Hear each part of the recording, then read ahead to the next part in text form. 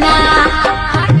जिया जिया हो ज्ञानी मधेसी लागे छे मन चंगली अलका मीठा खाजा लागे छे मन चंगली अलका मीठा खाजा लाजो न लगे ना लड़का कंठे बाजा लाजो न लगे ना लड़का कंठे बाजा छोटी रानी के गे बुलाना नीराज भैया के गे बुला डीजे लाके नया लो बहिन चदना डीजे लाके नया लो बहिन खाना